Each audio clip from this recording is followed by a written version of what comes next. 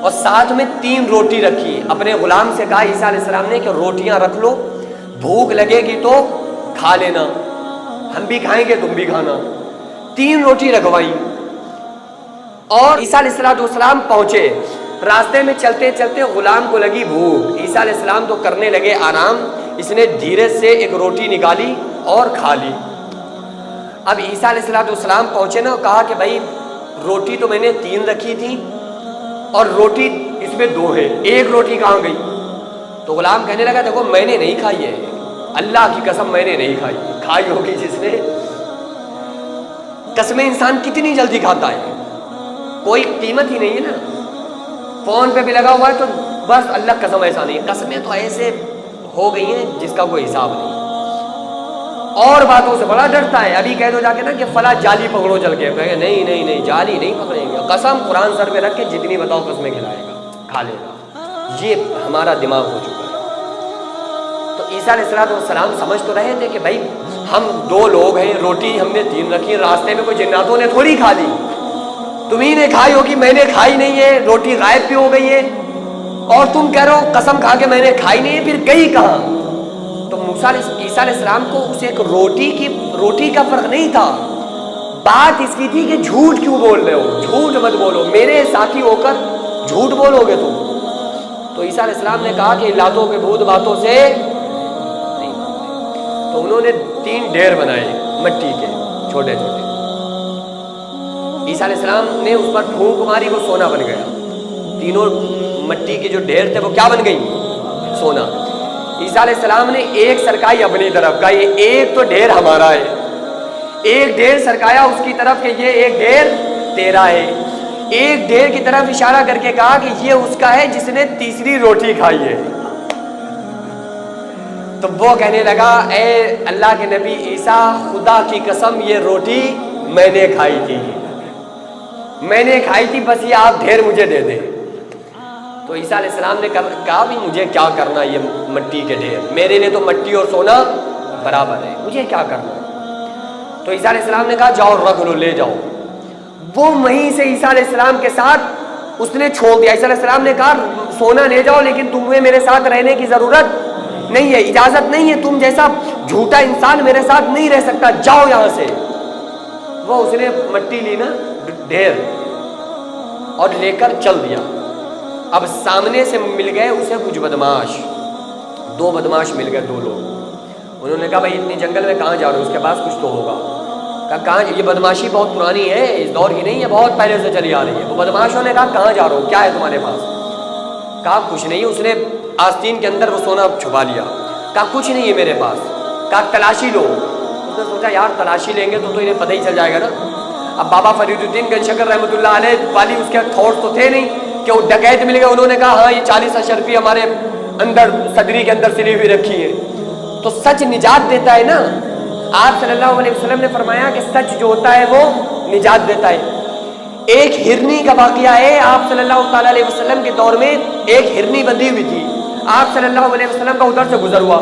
ہرنی کہنے لگی کہ یا رسول اللہ میرے چھوٹے چھوٹے بچے بھوکے ہیں, مجھے اپنے غلام سے کہہ دو, صحابی سے کہہ دو مجھے اتنی مہلت دے دو کہ اپنے بچوں کو دودھ پلا کر آ جاؤں.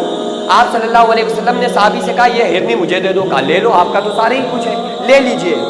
آپ صلی اللہ علیہ وسلم نے ہرنی لی اور کہا کہ جاؤ, چلی جاؤ. وہ گئی اور پہاڑوں میں کھو گئی. تھوڑی دیر کے بعد آپ صلی اللہ علیہ وسلم وہیں رہے.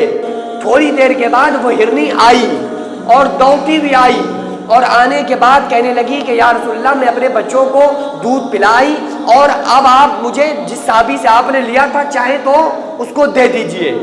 تو آپ صلی اللہ علیہ وسلم نے فرمایا کہ جو تو نے سچ بولا ہے نا, تجھے سچ نے آج نجات دے دی. جا, تو ہمیشہ کے لیے آزاد ہے, میں تجھے آزاد کرتا ہوں. وہ اس نے اپنا سر نیچے کیا اور زبان قلب سے یہ کہتی ہوئی چلی گئی کہ السلام علیکہ یا رسول اللہ, السلام علیکہ یا حبیب اللہ. آپ جیسا اخلاق والا, آپ جیسا کریمانہ انداز والا کوئی نہیں آ سکتا.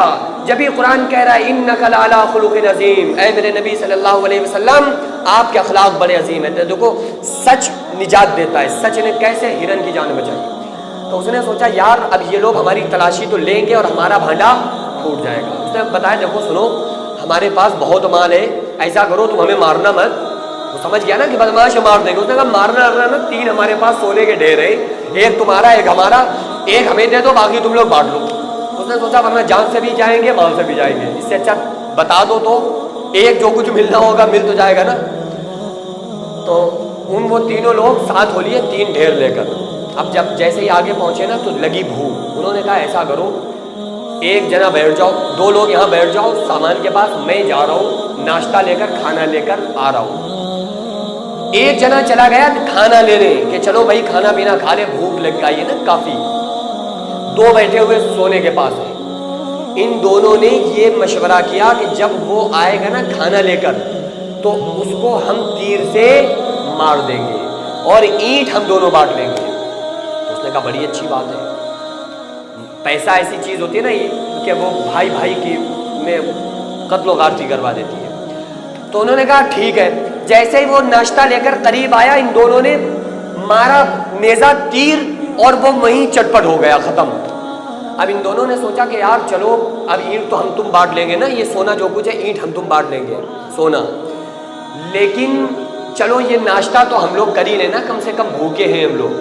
تو ان لوگوں نے جیسے ہی وہ ناشتہ کیا تو وہ لوگ بھی انا للہ و انا الیہ راجعون ہو گئے اور اینٹ وہیں پر پڑی رہی. وہ جو سونا تھا نا وہ ڈھیر وہیں کا وہیں رہا.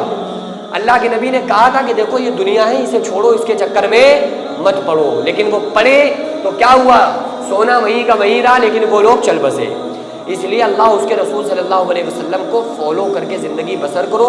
آپ صلی اللہ علیہ وسلم نے فرمایا کہ جب تم آخرت کو پاؤ گے نا تو دنیا تمہارے قدموں میں آئے گی, اور جب تم دنیا کے پیچھے بھاگو گے تو دنیا تمہیں بھگاتی رہے گی اپنے پیچھے. تم ساری زندگی پیسے کے پیچھے بھاگتے رہو گے. اعلموا انما الحیات الدنیا لعب ولهو وزینۃ وتفاخر بینکم وتکاثر فی الاموال والاولاد. اللہ فرما رہا ہے لوگوں جان لو یہ دنیا جو دیکھ رہے ہو نا, یہ زیب و زینت آرائش, یہ صرف اور صرف کھیل اور تماشا ہے, کچھ نہیں ہے. اصل زندگی جو ہے وہ آخرت کی زندگی ہے. تو اس لیے ہم لوگوں کو دنیا میں چند روزہ زندگی اللہ نے دے کر بھیجا ہے. اگر دنیا رہنے کی جگہ ہوتی تو پھر موت ہوتی نہیں نا, پھر تو بس زندگی زندگی ہوتی. لیکن اصل زندگی آخرت کی اللہ نے رکھی ہے. صرف رمضان میں نہیں بلکہ رمضان کے بعد بھی ایسے رہو جیسے رمضان میں رہتے ہو, تو انشاءاللہ تعالیٰ دنیا میں بھی کامیاب رہیں گے اور آخرت میں بھی کامیاب رہیں گے. کسی کے سوالات